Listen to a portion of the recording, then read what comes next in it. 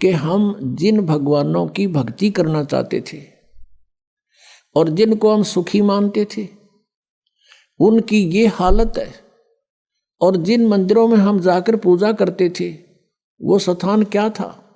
अब तत्व ज्ञान की इस रोशनी से अब हमें ज्ञान हुआ। अब जैसे कोई भी साधक है, क्योंकि ये आत्मा जब से भगवान से बिछड़ी है, कुछ ही समय के बाद इसको उसकी आवश्यकता महसूस होगी थी,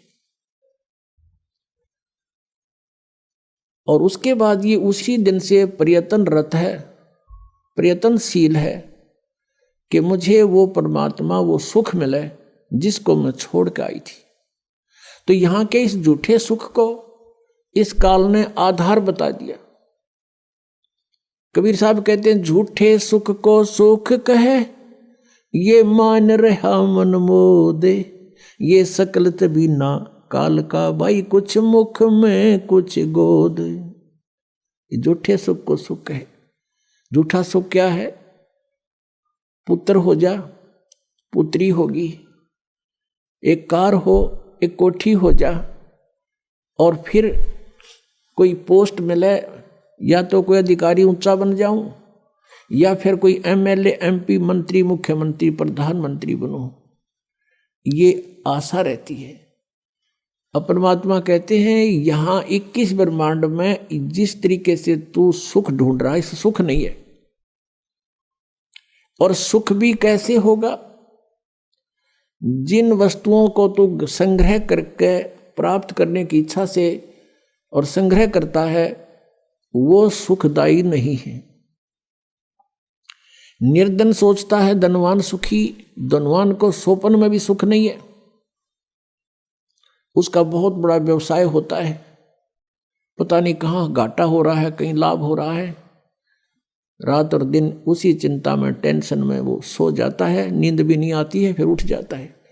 अब धनवान सोचता है ये राजा लोग सुखी होंगे, मंत्री, मुख्यमंत्री, प्रधानमंत्री, एमएलए, एमपी, इनको स्वप्न में भी सुख नहीं है। क्योंकि जो एमएलए या एमपी बनता है वो बहुत से व्यक्तियों का नुमाइंदा होता है, और कोई ना कोई उसकी बाह पकड़ने रहे, चल मेरा काम कर। दिन में 100 आदमी जावेंगे तो 100 झूठ बोलनी पड़ेंगी उसने, वो इतना किस किस के काम करा देगा।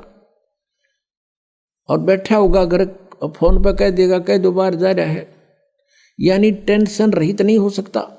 यही स्थिति थी मंत्री और मुख्यमंत्री, प्रधानमंत्री की, जानो तो यहां जीव सुखी नहीं, और पिछले पुण्य का नाश कर रहे हैं अपने का ये। अब परमात्मा कहते हैं अगम निगम को खोज ले, बुद्धि विवेक विचारे, उदय अस्त का राज मिले तो बिन नाम बेगारे।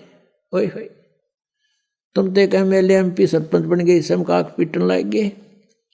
कहते हैं उदय अस्त का राज तुम्हें दे दे, और यदि ये भक्ति तुम्हारे पास नहीं है तो तुम बेगार कर रहे हो। बेगार, बेगार की परिभाषा बताते हैं। एक समय एक टेम्पू वाला प्रतिदिन सवारी लेने आता था, वो एक दिन नहीं आया। अगले दिन उसके साथियों ने पूछा कि दूसरे जो टेम्पू वाले थे कि कल नहीं आया, क्या कारण था, कुशल तो है?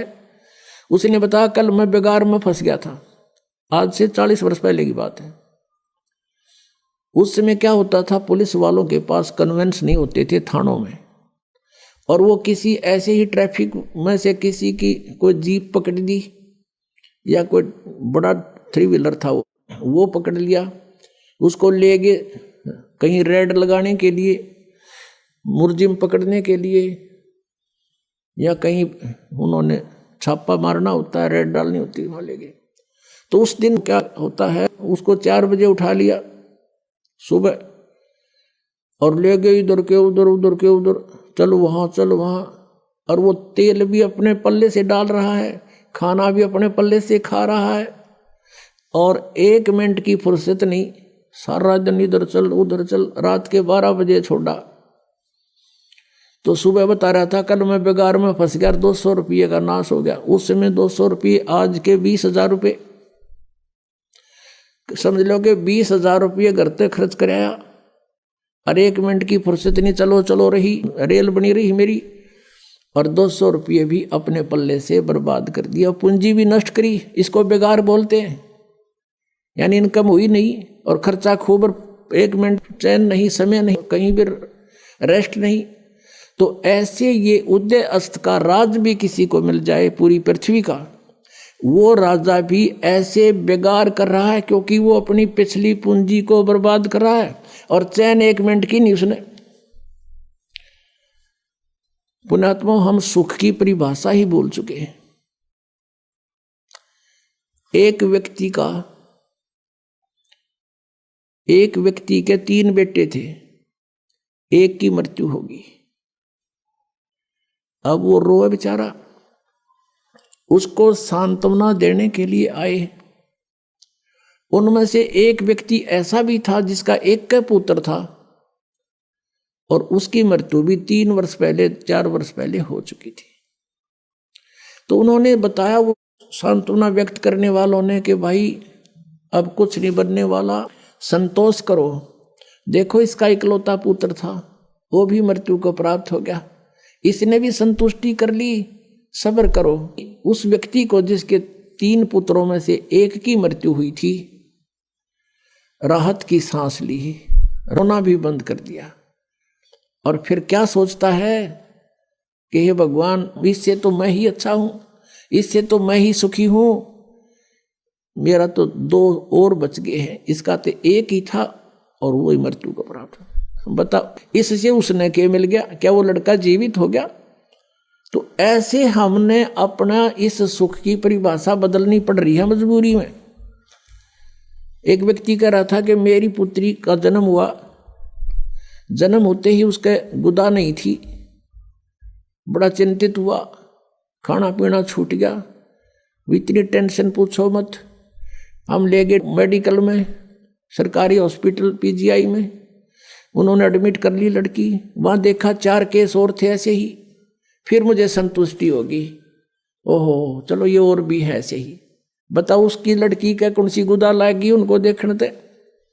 तो ये हमने न्यू देख लिया, और दुखी है तो हमने कोई चिंता नहीं, हम भी दुखी हैं, तो वो दुख को सुख मान लिया।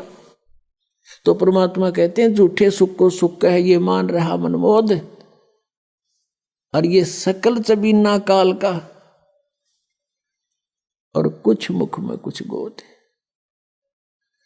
अब परमात्मा कहते हैं जहां तुम जिस लोक में और जिन स्वर्गों में तुम सुख खोजने चले हो, वहां सुख नहीं है। परमात्मा कहते हैं आगे गए ना बावड़े, रहते भी सब जान, बिन साहेब की बंदगी कहीं ठोर ठिकाना ना। कि जो पहले चले गए तुम्हारे यहां से, उन्होंने तो आके तुम्हें कुछ बताया ना, हमारी के बिरान मैटी हुई, और बाकी बच रही भी ऐसे ही चले जाएंगे। बिन साहेब की बंदगी भक्ति की तो ठोर ठिकाना ना। क्या बताते परमात्मा? जैसे मोती ओस का, ऐसी तेरी